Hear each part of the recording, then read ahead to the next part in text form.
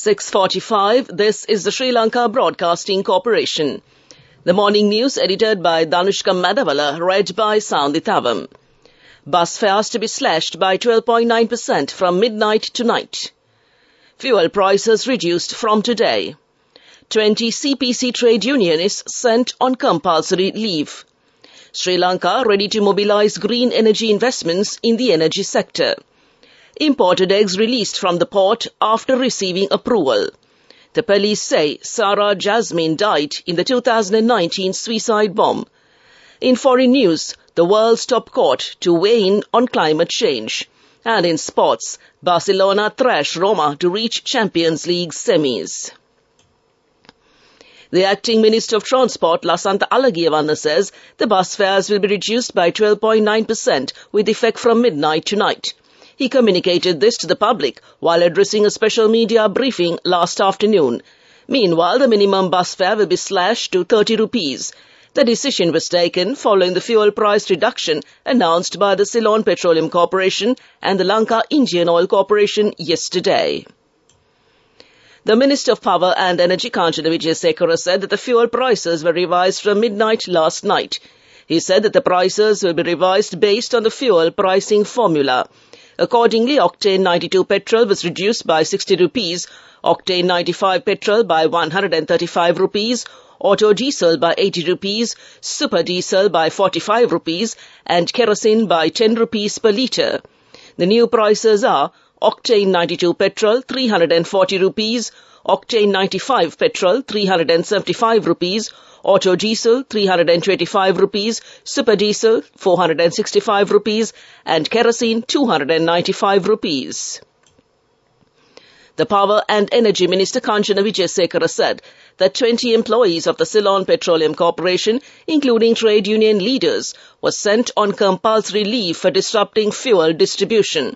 They have been banned from entering the territory of the CPC, and the Security Service of the Petroleum Corporation has also been informed about it. Requesting the public not to fear or panic that there will be a fuel shortage, the minister said that the CPC and the IOC have stored enough quantities of fuel. Besides, fuel ships are also reaching the country on a regular basis. The minister also said that the distribution of fuel required for the upcoming festive season has been expedited and asserted that there is no shortage of fuel. The minister said this at a special press conference held at the Power and Energy Ministry yesterday. This news broadcast comes to you from the Sri Lanka Broadcasting Corporation. The senior advisor to the President on climate change, Ruwan Wijewardena, said Sri Lanka is to mobilize green energy investments in the energy sector and invites local and foreign direct investments for this purpose. He stated this while delivering the opening speech of the Sri Lanka Clean Energy Summit 2023 held at the Kingsbury Hotel, Colombo, recently. This summit is a great opportunity for investors to find and identify green energy investment opportunities in Sri Lanka's energy sector, and the private sector is crucial in developing and deploying renewable energy technology, he said. He also mentioned that Sri Lanka is a very rare example of a country that has received higher human development while managing CO2 emissions well below the Paris Agreement. The State Trade Corporation says the distribution of imported eggs to bakery owners commenced last evening. A spokesperson of the STC stated that the stock of eggs imported from India would be provided for the bakery owners at a rate of 35 rupees per egg. A shortage of eggs emerged in the country as a result of the steep rise in the price of eggs. Accordingly, the STC notified that it took measures to distribute the consignment of imported eggs. According to a spokesperson of the STC, the imported eggs can be kept stored for a period of 90 days. That concludes local news. The main news story is brought to you by Siddhalepa Vedamahatmya. According to the police, the DNA testing has confirmed that Pulastini Mahendran, also known as Sarah Jasmine, was among the individuals who died in a suicide bombing that occurred at a safe house in Saindamarudu on April 26, 2019, following the Easter Sunday terror attacks, and came to you in the main news story. The main news story was brought to you by Siddhalepa Vedamahatmya. Watch live is brought to you by CIB New Year Bonanza. Special gifts and vouchers available till the 10th of April. Special discounts up to 20% on bank cards. CIB, excellence in customer care. The Minister of Labour and Foreign Employment, Manusha Nanayakara, announced that the time period granted for the importation of electric vehicles by Sri Lankan migrant workers, depending on their remittances, will be extended until August 2023. Minister Nanayakara further said that a mechanism will be prepared to give electric vehicle import licenses to other persons who bring dollars to the country on a private basis. He made these comments while participating at an event organized by Overland Automobile Private Limited to introduce several imported electric vehicles to Sri Lanka, and came to you in Watchlight. CIB New Year Bonanza. Special gifts and vouchers available till the 10th of April. Special discounts up to 20% on bank cards. CIB, excellence in customer care. On to a bulletin of world news making headlines this morning. The world's top court to weigh in on climate change. Pope Francis in hospital with respiratory infection. And Italy moves to ban lab-grown meat to protect food heritage. The world's top court will for the first time advise on countries' legal obligations to fight climate change following a UN resolution on Wednesday. The International Court of Justice will now prepare an advisory opinion that could be cited in climate court cases. The motion came from Vanuatu, a low-lying Pacific island nation facing peril from rising sea levels. Vanuatu's Prime Minister Ismail Kalsaksu called it a win for climate justice of epic proportions. The motion, sponsored by more than 130 countries, was greeted with cheers. The idea for the legal opinion was originally proposed by law students in Fiji 4 years ago.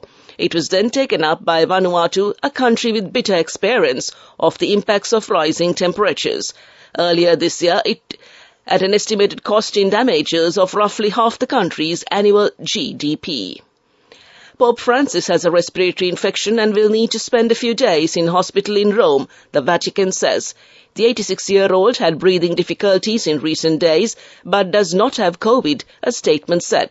It said he would need a few days of appropriate hospital medical therapy. Pope Francis is touched by the many messages received and expresses his gratitude for the closeness and prayer, the statement added. His closest staff, including security, are expected to stay the night at the Gemelli Hospital, a person with direct knowledge told the BBC. This is the busiest time of the year for Pope Francis, with many events and services scheduled ahead of Easter weekend.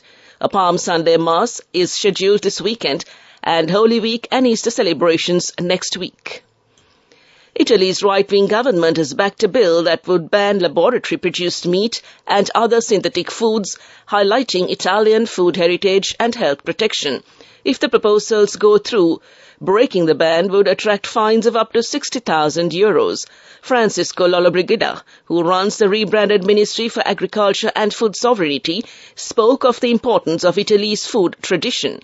The farmers' lobby praised the move, but it was a blow for some animal welfare groups which have highlighted lab-made meat as a solution to issues including protecting the environment from carbon emissions and food safety. Coldiretti and other agriculture lobbies have collected 500,000 signatures in recent months, calling for protection of natural food versus synthetic food, and Prime Minister Giorgia Meloni is among those who have signed. Back to the headlines of the world news. The world's top court to weigh in on climate change. Pope Francis in hospital with respiratory infection. And Italy moves to ban lab-grown meat to protect food heritage. That concludes this bulletin of world news. Development News. Three-wheeler fares will be reduced by 20 rupees per kilometre in line with the fuel price revision, the All-Island Three-Wheeler Drivers Association announced yesterday. The president of the association, Lalit Dharmasekara, said that thereby all three-wheeler drivers have been requested to charge 100 rupees for the first kilometre, followed by 80 rupees from the second kilometre. He further said that this was due to three-wheelers being provided with a weekly fuel quota of 5 litres, resulting in them having to operate using fuel purchased for a higher price, and came to you in development news. And moving on to sports, Laura Muir and Gemma Ricci have unexpectedly cut short their altitude training camp leaving long-term coach Andy Young in South Africa. The UK Athletics confirmed the Scottish pair returned home last week. The governing bodies say staff are working with both athletes to ensure they receive the support they require for training and competition. Muir, 29, and Ricky, 25, are training partners and friends. The pair have worked with Young throughout their careers, with Muir claiming a 1,500-meter silver medal at the Tokyo Olympics in 2021 and a World Championship bronze in the same event last year. That's sports news. Business news up next. Seneha Sedayada from NSB. NSB is proud to present the NSB Hapan account with a deposit of 2,000 rupees for all children born in March 2023 from NSB. Business news. Sponsored by National Savings Bank, the safest place for your money. High street retailer Next has said it will put up its prices by less than expected this year. It said it now expected prices to rise by 7% in the spring and summer of 2023 and 3% in the autumn and winter, slightly less than the increases it warned of in January. It said shipping costs were falling and suppliers were charging better rates. It came as Next reported a 5.7% rise in pre-tax profits to 870.4 million sterling pounds for the year to January. That's business news. Economic news up next. Business news.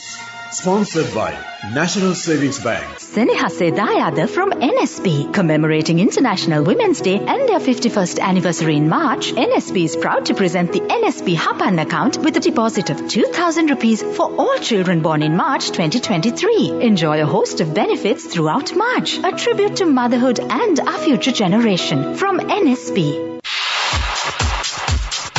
Economic news, courtesy of... For the 5th consecutive year, LOLC is awarded People's Financial Services Brand of the Year at the 2022 Slim Kantar People's Awards. As the People's Financial Services Brand of the Year, LOLC continues to place the customer first. And this has won the hearts, minds and trust of Sri Lankans, with yet another prestigious award as proof of this lasting commitment. LOLC. Imagine the possibilities. Adidas says it is withdrawing a request to the U.S. Trademark Office to reject a Black Lives Matter application for a trademark featuring 3 parallel stripes. The sportswear giant did not give a reason for the reversal. On Monday, Adidas said the Black Lives Matter Global Network Foundation design would create confusion with its own famous 3-stripe mark. It added that it had been using its logo for more than 70 years. And that's economic news. LOLC Finance is taking the power of innovation to the next level, winning 5 golds at the Technovation Awards 2022, leading the digital revolution with cutting-edge interbanking digital payments. LOLC Finance claims the overall gold award, whilst also claiming an extraordinary victory in digital banking. Weather report. The Met Department forecast that showers or thundershowers will occur at a few places in the western, Sabaragamuwa and southern provinces and in Anuradhapura, Kandy and Nuwara districts during the afternoon or night. The general public is kindly requested to take adequate precautions to minimize damage caused by temporary localized strong winds and lightning during thunder showers. To conclude this bulletin of news, a recap of the headlines. Bus fares to be slashed by 12.9% from midnight tonight. Fuel prices reduced from today. 20 CPC trade unionists sent on compulsory leave. Sri Lanka ready to mobilize green energy investments in the energy sector. Imported eggs released from the port after receiving approval. The police say Sarah Jasmine died in the 2019 suicide bomb. The world's top court to weigh in on climate change. And Barcelona thrash Roma to reach Champions League semis. With that, we conclude this morning's news broadcast.